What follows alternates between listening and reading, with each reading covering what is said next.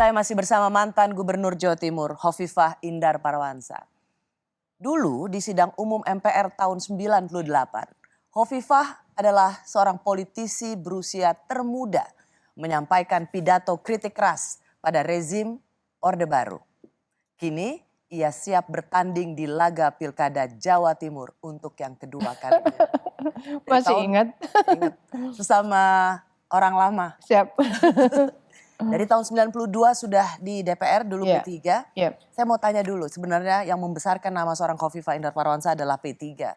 Tapi P3 tidak ada lagi di Sedih saya, Parlemen sedih Nasional. sekali. Ya. Sebagai yang pernah dibesarkan oleh P3, apa yang dirasakan oleh Hovifah Indar Parawansa? Saya berharap masih ada semangat dari tim P3 untuk berjuang kembali 5 tahun ke depan supaya bisa memenuhi parliamentary threshold. Mbak Hovifah kan belum menentukan pilihan mau partai kemana. Kenapa tidak segera menentukan saya akan ber-KTA partai tentu? Saya percaya pasti partai A, B, C sudah menawarkan seorang Hovifah Indar Parawansa untuk jadi kadernya. Iya juga sih sudah ada.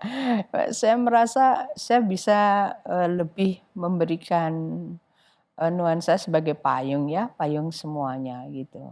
Sehingga tadi saya menyebut equidistant, saya bisa menjaga jarak yang sama dengan tetap melihat bahwa pilar demokrasi ini partai-partai mereka harus tetap tumbuh berkembang, memberikan referensi bagi proses pembangunan dan integrasi bangsa itu harus.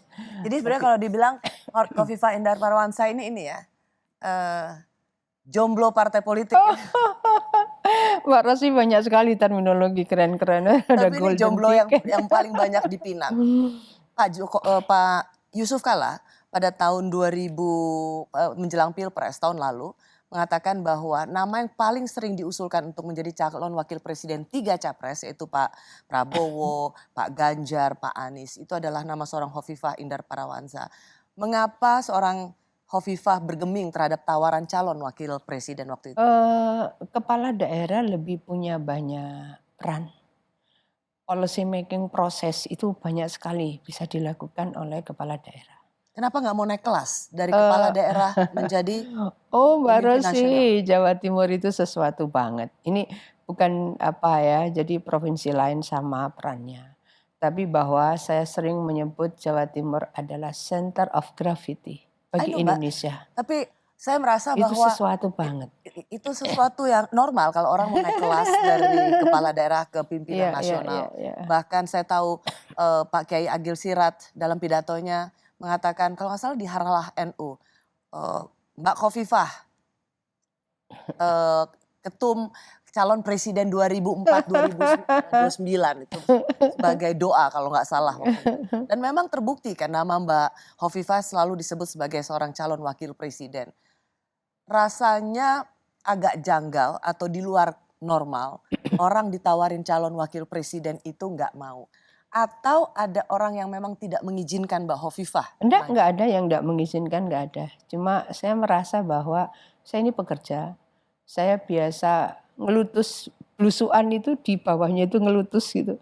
Saya bisa ke gang-gang kecil ketemu banyak segmen dan saya bisa mengambil keputusan mengeksekusi gitu. Itu kalau kepala daerah. Kalau wakil presiden kan membantu presiden. Jadi kalau ada direction dari presiden ya baru bisa mengeksekusi. Tapi kalau kita berpikir nasional bagus, tapi kenapa juga kita tidak mencoba memaksimalkan peran Jawa Timur menjadi provinsi terdepan untuk berkontribusi pada banyak hal. Apalagi kalau IKN jadi pindah Kaltim, saya rasa de facto ibu kotanya bisa Jawa Timur loh. Ya. Jadi Mbak Hovifah memang tidak pernah tergiur sedikit pun?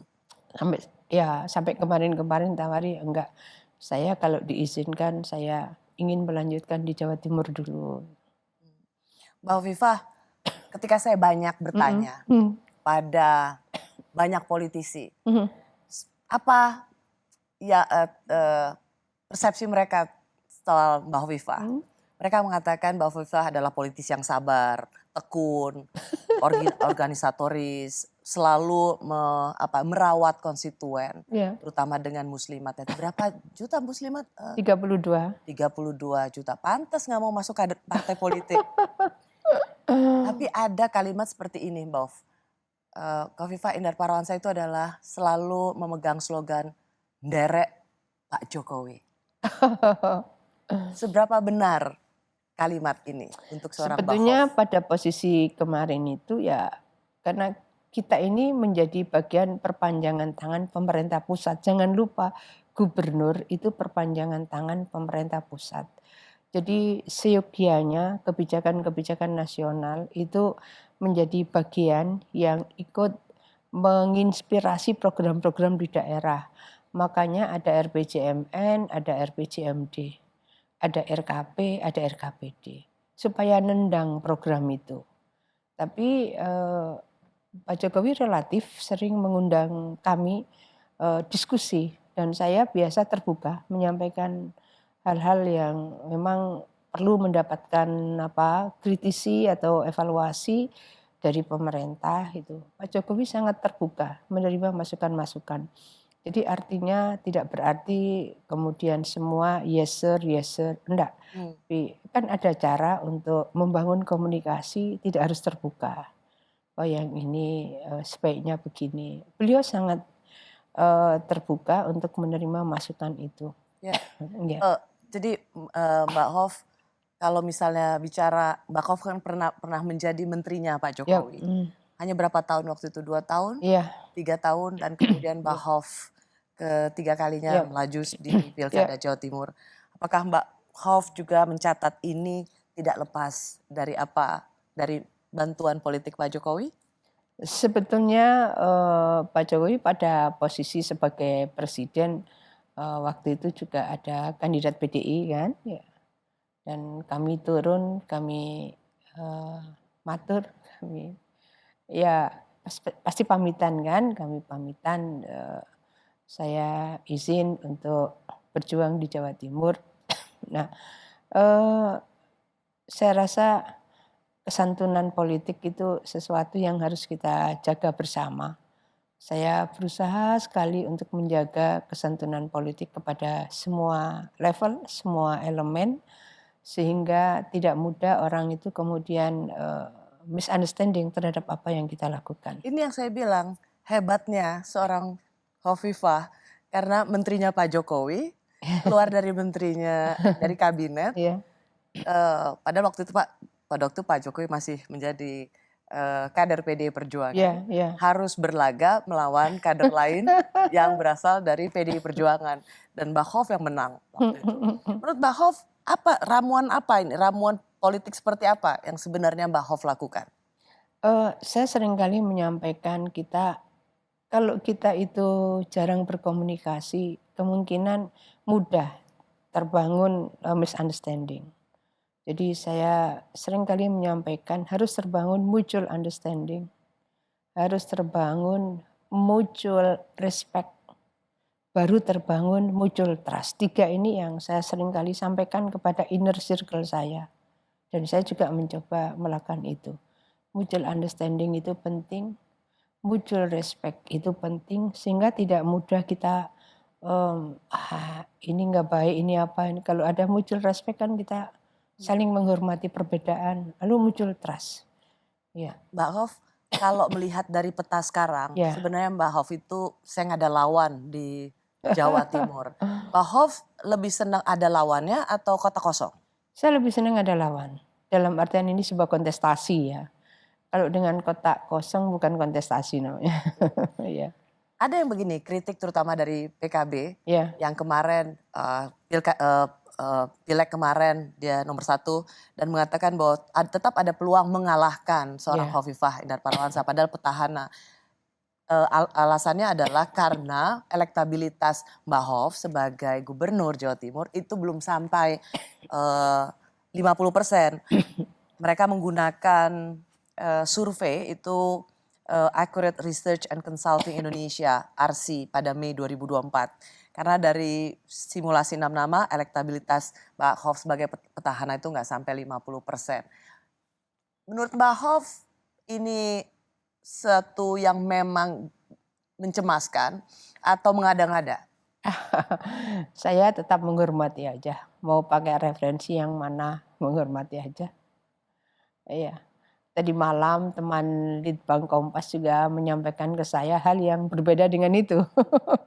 Jadi ya ini adalah proses demokrasi, masing-masing punya kesempatan dan punya hak untuk berekspresi, juga menggunakan referensi-referensi tertentu, ya kita bersama-sama saja berproses. Kalau mau ada lawan kira-kira Mbak Hoff pengennya biar seimbang lawannya siapa? Eh, kan masing-masing partai mungkin sedang menimbang-nimbang gitu kan, ya silahkan aja. Ada Kiai Marzuki dengan Bu Risma. Apakah itu menurut Mbak Hoff lawan yang sepadan? Eh, saya Atau banyak orang bilang tidak pada posisi menimbang-nimbang itu dan sebaiknya saya tidak melakukan itu. Saya sangat menghormati Kiai Marzuki. Saya berkawan sangat dekat dengan Bu Risma. 2 kali Pilwali rumah saya salah satu posko. Beliau berposko, beliau berapat-rapat di rumah saya, Bu Risma. Kami cukup dekat. Mbak Hoff selalu bisa memberikan jawaban yang aman. Kalau gitu pertanyaan gini, mungkin lawan yang lebih seru atau sepadan adalah Caimin. Ya, saya rasa Caimin baru saja berproses di Indonesia dan juga di Jawa Timur. Beliau saya rasa sudah menghitung bagaimana kemarin perolehan pada saat Pilpres dan seterusnya pasti juga akan menjadi pertimbangan. Beliau akan turun gelanggang atau beliau akan menurunkan yang lain, tetap pada posisi penghormatan hak berekspresi masing-masing partai untuk bisa mengambil keputusan.